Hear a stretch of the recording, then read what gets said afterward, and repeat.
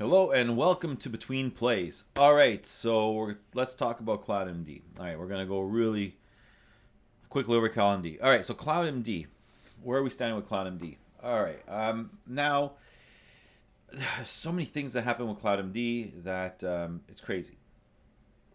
First, we have one of the Facebook groups that archived CloudMD, the group, and there's a new group that has opened up with CloudMD, and I'll put that over here. You'll be able to see this is a new group that opened up with CloudMD and taking on new members. Well, just members and members from the old one, members. And at the same time, we're not getting any updates when it comes to CloudMD. When I'm talking about like interviews with Dr. Hamza. I mean, with Premier Health, there was,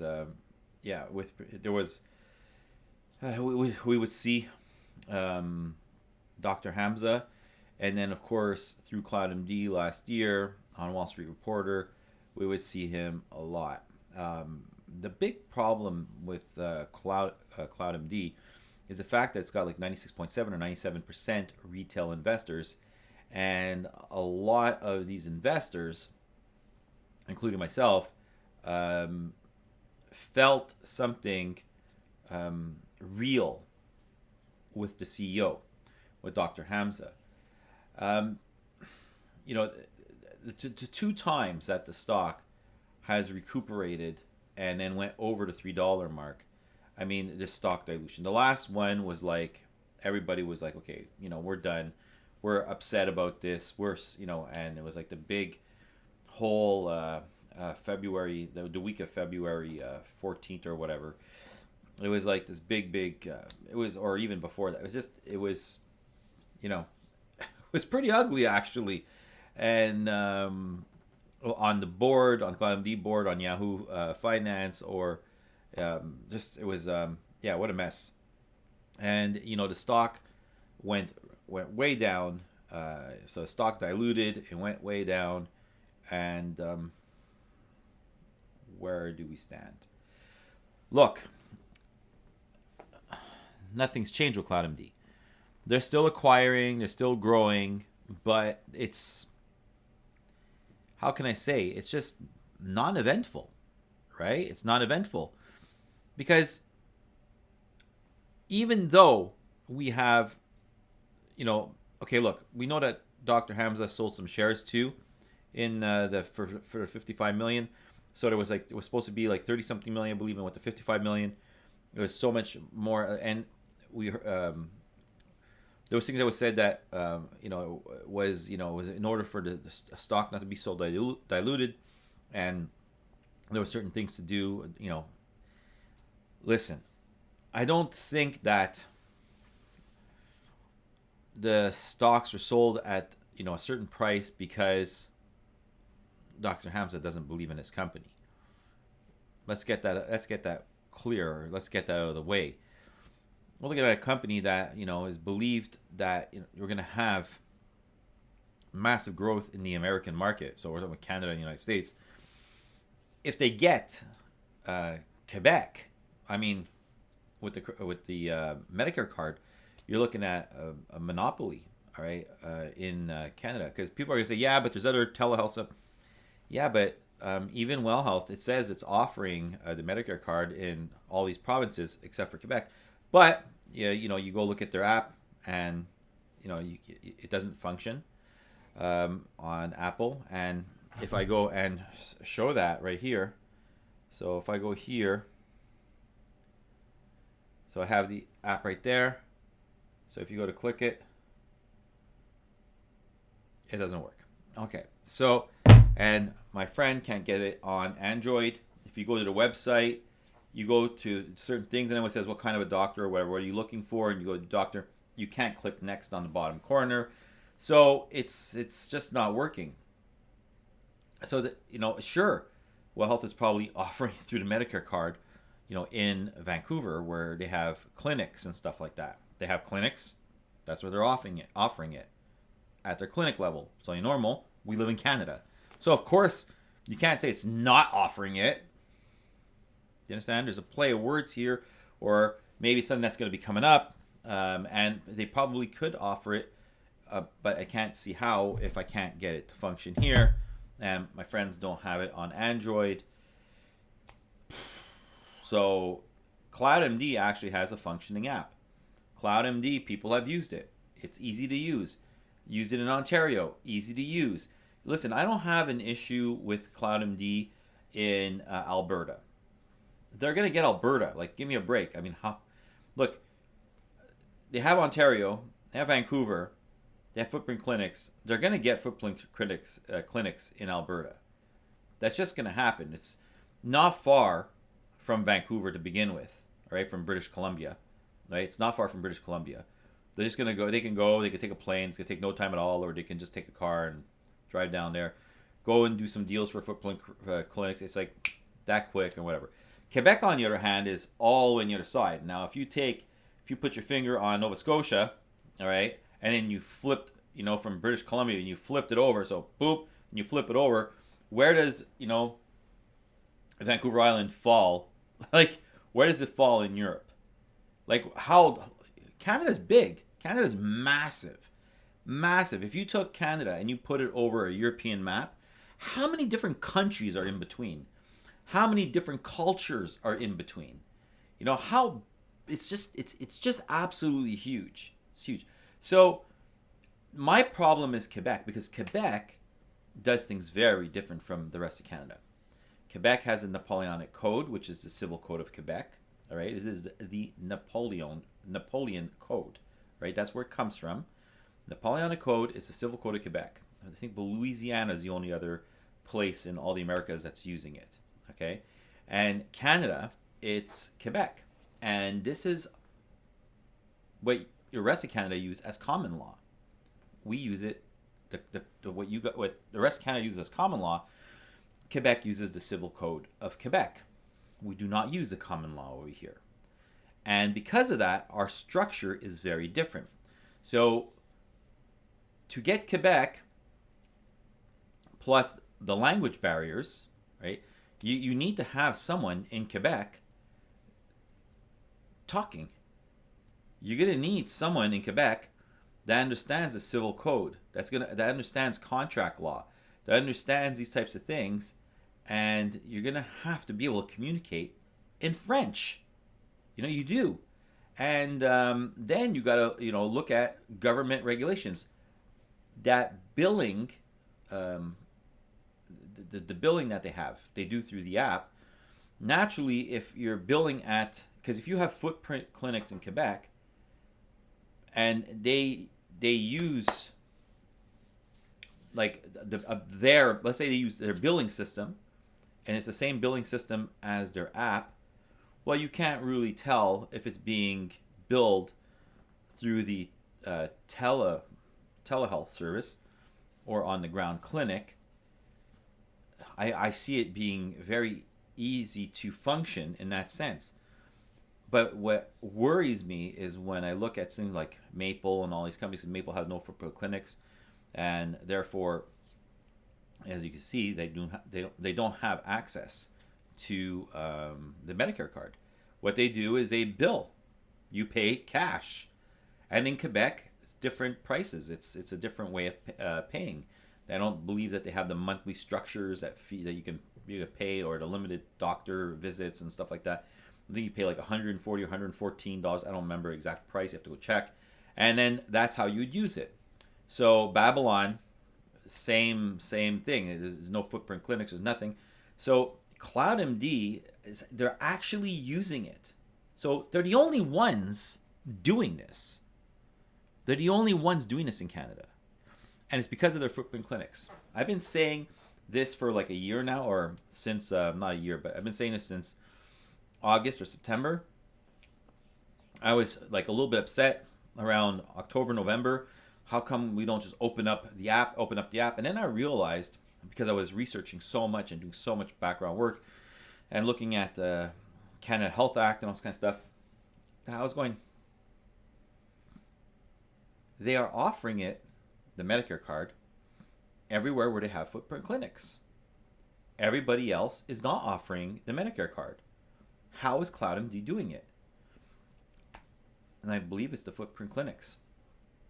Listen, I never said it before, and I'm saying it now because we have no idea where they stand, and it's not like proprietary, you know what I mean? It's so simple that, you know, if I had a footprint clinic in Quebec, then I might be able to bill through a billing system that is that just communicates, whether it's through the telehealth or the footprint clinic. I mean, it's just, you know, you have your card, it's in your phone. So once you sign up, you never need your card again, and you just click and it's just billed, right? But where is it being billed? Well, is it being billed directly in your phone, or is it being billed at the ground level? Because if the billing system is one universal system, who cares, right? It's just going to say billed by CloudMD if it's one universal system. So I'm still very bullish on CloudMD. I just, you know, they said that they were going to get Quebec and Alberta in 2021, you know, and they're going to uplist to the TSX. You know, and so when I look at this, I'm looking at, you know, the Q2 around June. I think it was June. I think that's what Julia Becker had wrote to people and stuff like that, responding in emails. All the things that I am watching and paying very close attention to. So I remember, I believe she said in June. So this is the time, like, you got to be careful, because if they were to, you know, say Quebec tomorrow, that they have Quebec tomorrow, the stock's going to go through the roof. If they say Alberta, the stock's still going to go up. If they say the stock is going in Alberta, I mean, if they say that they got Alberta, Quebec, and they're uplisting to the TSX, you know, that would be insane. So if they would get Quebec, I don't think this is going to happen, but if they got Quebec and Alberta before the uplisting, yeah, it's sick.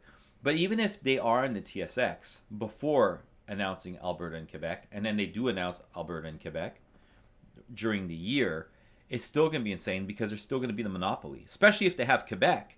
They'll basically like they have Canada, because they'll have like 90%. So, look,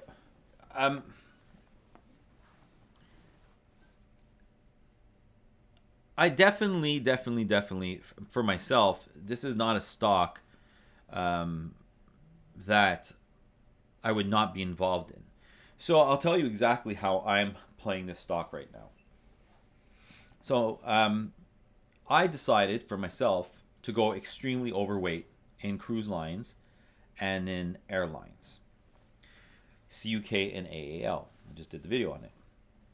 Now, I did not want to not be involved in CloudMD and his SHG, right? Skylight Health Group. That's another one that we have to pay very close attention to, that stock. So what happened is that my wife wanted to get into the stocks, and I'm like, you know what? You're taking Skylight Health Group, you're taking CloudMD, and Neolithium. They were stocks that she heard me talking about for so long, and she watched the videos, that she actually believes in these stocks as well. Right? She's like, no, these for sure. Because first of all, we want them to work, because we don't want to go with our kids to ever go to a clinic again. We've discussed this. It's over for us, unless we really have to go to a hospital. 100%. We're going in a hospital. We're not going to just go to a clinic. I'm not going to go to clinic for anything. It's over. If anything, you know, like for our pediatrician, I said, like, just open up a place in your house. You know, if you have to do the yearly visits, have like a little room where they wait, or the hallway that goes into your house. Let them just sit all there, and just take them in the front room and do your 1 year annual, and then just send them home, and that's it. You know, that's all. That's the only time you're ever going to see your patients now, is for your 1 year annual, and maybe for like, okay, you need to come over, I need to see you, right? Maybe something like that. I'm like, no, you don't even have to be part of a clinic anymore. Just, you know, go online, join CloudMD. we'll definitely use you there. So I'm very bullish on CloudMD. Now, naturally, me myself, I'm not invested in it because I took all my money and I'm really overweight, like on CUK and AAL, because even when the pandemic hit, I put all my money into Carnival Cruise Lines and Royal Caribbean, and then after that it was American Airlines and stuff like that, because there's no way in hell I'm not playing these stocks. Like, forget about it. I don't. And everybody was telling me last year, you're crazy, blah blah blah blah blah. Yeah, but I'm not that crazy because I made a lot of money. Naturally, if I was like, able to play all the highs and lows, my God, I'd probably, I don't even know. Like, if I got out a very high and played it when it dropped, and then played it when it's just insane the amount, because I did that maybe once or twice, and my portfolio just went through the roof just by doing it once or twice. But when I did it, I was like, oh man, I really hope that it doesn't go higher and I don't get screwed. So I was too afraid to do that, like, for every single time. But that's why. So, as a family unit, because that's what basically I said to my wife, as a family unit, I'm still involved in CloudMD, but through her portfolio. Now, naturally, once Carnival Cruise Lines and American Airlines, CUK and AL, once they get to my outs, of course, like I said, I'm taking that and going to cash, but of course I'm going to be putting back money into CloudMD and SHG. So, the play is, how I'm playing this is very, very, it's a tactical type play. I'm using a strategy because in my household, I'm able to use my wife's TFSA. For her, she's making her own plays, and I'm making my plays, and we're doing it as a family unit. But it's because I can just maximize my TFSA into a stock that I believe is just going to go, and I can just put in, all my money focused into CUK and AL. But once they hit my outs, which is in the other video on them, I just released it like just this weekend. Once they hit my outs, going to cash, taking, disrupt the sector once again, and then hopefully they go up, especially with the uplistings, because we're a family, and when all the cruise lines and everything go up and double, triple, what's going to end up happening is that's not my money. That's a family money. And the same thing with her. That's not her money. That's a family money. So I'm still involved in CloudMD. So that's the whole thing here. I am still very bullish on CloudMD. I think that what sucks about the situation is because we really like to see Dr. Hamza. We really love to ask him the questions. I think that we all enjoyed seeing him with Jack on Wall Street Reporter, and it was some really great interactions. When he got his name wrong too, that was pretty funny. And and you can see that there's a sincerity within Dr. Hamza, especially like, listen, everybody, get involved, make your, you won't regret it. Like, invest. And I was just going, he's like, my out is your out. There's no way. So to hear these hear a CEO talk that way, that, I didn't get in this to be number 2, and then, you have Teladoc at number 1 at like 140 or whatever the hell it's at, crazy prices like that. So you go, all right, well, let's get involved. But you can't pay attention to the day-to-day too. I mean, look, CloudMD has under Prevere Health, they had a letter of intent, with China. They had to put it on hold. Like you said, it's a sprint within a marathon now. So there's all these things that are going on. We got to give it some time. Teladoc's been on the stock exchange for a while now. I think we need to allow these companies to have some time of their own too, to be able to grow. We can't just go and think that, the stock's going to go to $30 overnight. Am I bullish on CloudMD? Absolutely. Because even if they, let's say they wouldn't get Quebec, let's just pretend they don't get Quebec. I think that it'll go down a bit. I think the stock will go down a bit. It'll take a hit. I think so. But it's going to correct because then you got the United States, then you have the whole fact of China, and then you have, through Antworks, benchmark, you have India. This company is going to grow. Dr. Hamza started this a very long time ago. Listen, he might be tired too. I don't know. I'm not him. But, I mean, maybe he's even more adrenalized. Just with the fact of how much growth he's seen in the last year alone. He's been at this since 2003. I mean, he's been in the area from 1999. And then, of course, it was a schooling before that. So if you think about it, he's been in this field for a heck of a long time. And 2003 is his first clinics that he bought. And look where it is now.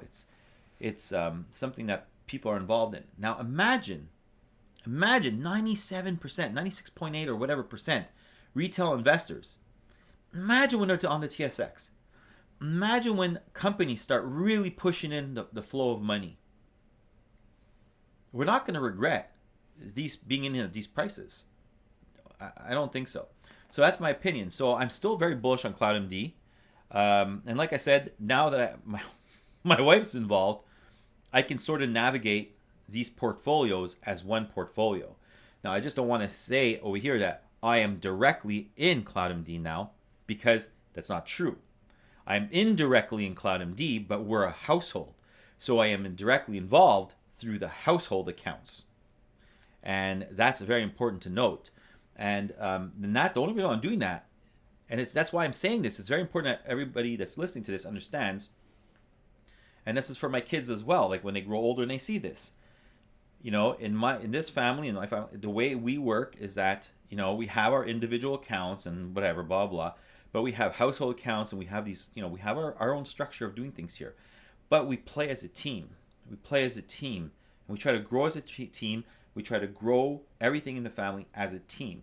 So when I knew that my wife was going to get involved, and I said, okay, well, if you do these plays, I can get all my money out of mine, and I can go super heavy in CUK for Carnival Cruise Lines, all right, instead of CCL, because at the point that it's at. But CCL is in my retirement account since last year, right? So it's really heavy since last year, and so is Royal Caribbean since March of last year, all right? So in CCL, I already had made my money in my TFSA account, and I took it out for a very brief time in January, but I kept paying attention. I was like, this doesn't smell good, but I had made profits, got out all my profits, and smacked it into CUK because it was a lower price, and it's going to reach the same height. No brainer. But for CloudMD, I'm still extremely bullish. We're still involved in CloudMD, and we still believe in CloudMD. So with all that being said, always remember to research, prepare, plan, execute, and stay strong, everybody. Stay strong. Hello to everyone out there. Just taking 2 seconds of your time and asking you to hit the subscribe and the like button. I'd like to also direct you to betweenplays.com, www.betweenplays.com, where we put up many different articles. We have 3 different writers at the moment, and we're trying to up the authors.